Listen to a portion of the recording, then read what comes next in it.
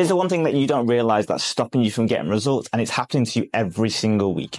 You have a great plan in place, and then you go to an event or you get a last minute decision and it always falls apart. You end up eating more food than what you're supposed to, and you get wrapped up into a situation and you get frustrated every time that happens, and you go back to square one when it comes to your fat loss, your results, the scale weight not going down, and you feel super, super disappointed. Well, I've got you covered. When you listen to a guy called Dr. Demartini, he talks about a thing called priorities.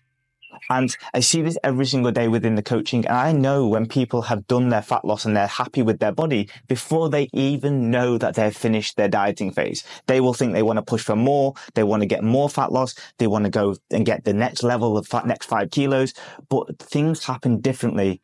And looking at their actions is the key fundamental. Now, what Dr. Demartini says is that the one thing you can trust about humans is that they will move towards their priorities. And most people start diets with the delusion of grandeur that they're going to be spot on. They're going to give everything to this. They're going to really make this work and prioritize it as best as they can do. But the reality is that everyone has different priorities and different rankings of worth fitness, and their fat loss comes in play. Now, some people do have fitness as their top priorities and they will block a lot of things out. They'll say no to a bunch of things, like our client Shekhar, who dropped 40 pounds in 12 weeks. He didn't drink alcohol. He cut out his social life just to get those amazing results in the short term before integrating them back into his lifestyle. But most people are not like Shekhar. I'm not like Shekhar. I have bigger priorities, like having a Friday night with the missus or going out for dinner on a Saturday and wanting to have a nice meal, which means that you need to understand what your priorities are before moving into a fat loss phase, and not thinking that you're going to be the dog's bollocks, you're going to be the pristine guy who prioritizes a fat loss, because you're not going to be that. So if you keep going to social events and you keep getting carried away, you need to find a different strategy that manages your priority list. It's not about not going on these social events. It's not about sacrificing and saying no and being disciplined. It's about understanding that if you have a priority, which is spending time with your kids in a nice social environment and having dinner with them, and that's a big thing for you in your life, you need to find a better way to manage the day around it and that meal so that you get the best of both worlds. Most people who are successful on diets understand their priority rankings and find strategies around it. And that's what we do great at Autonomy, is that we're not asking anybody to have fitness as their most biggest priority thing in their life, because it's simply not. You've got kids, you've got a work job that's demanding, you've got home life, you've got family, then comes fitness.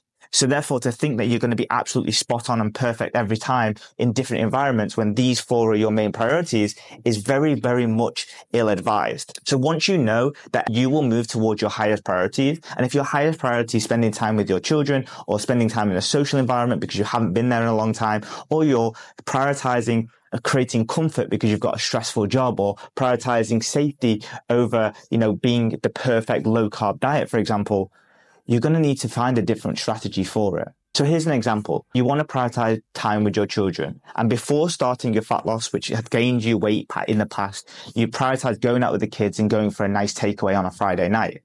Now, most people forget about that when they're starting this new diet and they're super motivated to lose weight because they've invested in coaching, or they're sick of not fitting into medium t-shirts, for example, or they're wearing cardigans in the summer, whichever thing that they're really struggling with. They forget that beforehand they had different priorities. They had their kids' stuff, they had comfort, they had time with their wife or husband. And then when they go on a diet, they get this plan, but they still have the same priorities that they did before because they don't change, because they're ever present. This diet doesn't fit into that lifestyle without a different strategy. So what you do is you find your biggest priority. If it is spending time with the children, is it is spending takeaway nights or date nights, or it is socializing and having drinks with friends and family once a week, you need to go, I'm going to do this. I'm going to do this priority. I need to find a strategy around it that still allows me to do that. That makes a sustainable diet. And if you want to know the exact strategies that we utilize when they are the priorities, and why we get amazing shape with normal people who have normal priorities that don't idolize fitness, then drop me a DM with the word guide, and I'll send you over the exact guide that we utilize and the strategies that we use when doing socializing, when prioritizing other things to still get amazing shape. Because if you don't do it this way, and you don't end up prioritizing or understanding your priorities, you're never truly actually getting amazing shape, and you'll never solve the idea of going to social events, having time with the kids, or having drinks with friends, and not actually fall short or fall off track. Because the goal is not to be perfect in these scenarios. It's actually to understand what you want from it and what the priorities are, and then make the strategy around it. For example, you're saving for a house, but it's the third thing in your priority list. You want to get your driving license.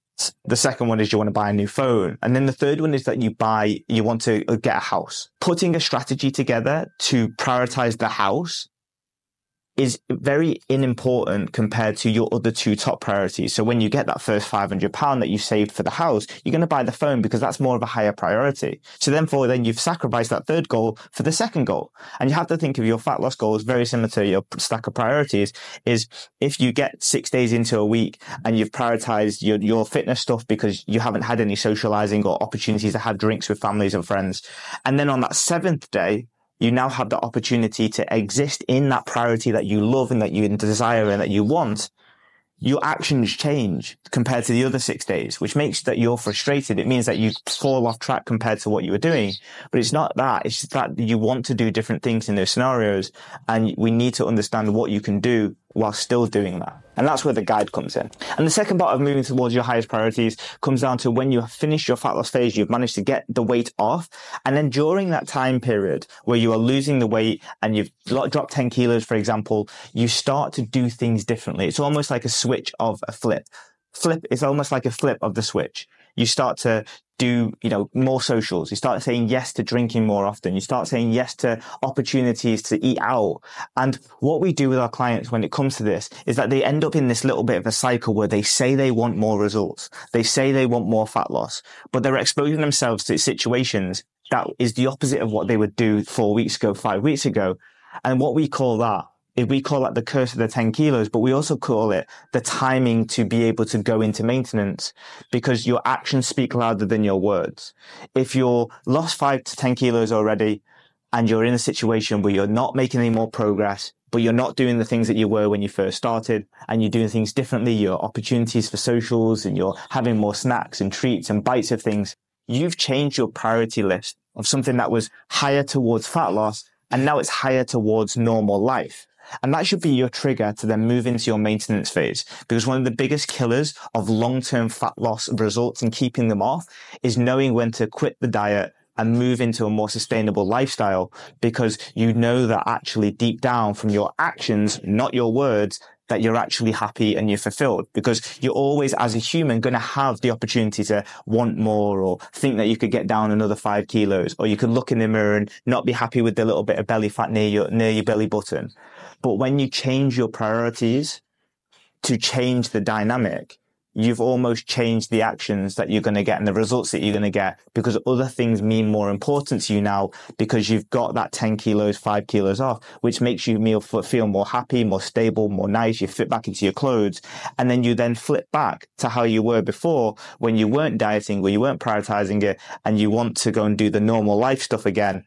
And as long as that's managed properly and appropriately and you've got strategies in place, you should be okay to just stay with that 5 to 10 kilos off. Because if your priorities change and your actions change internally, subconsciously, you're happy with the fat loss phase. You can always understand that humans will always go towards their top priority. And if your top priority is enjoying yourself with friends and family, and it is having a nice time and be connected with other people, then go and enjoy that. Just don't expect to lose weight during that time period if you're going to have some multiple occasions across the week. And that's okay. You spent your time doing your 5 to 10 kilos off, 15 kilos off, 20 kilos off.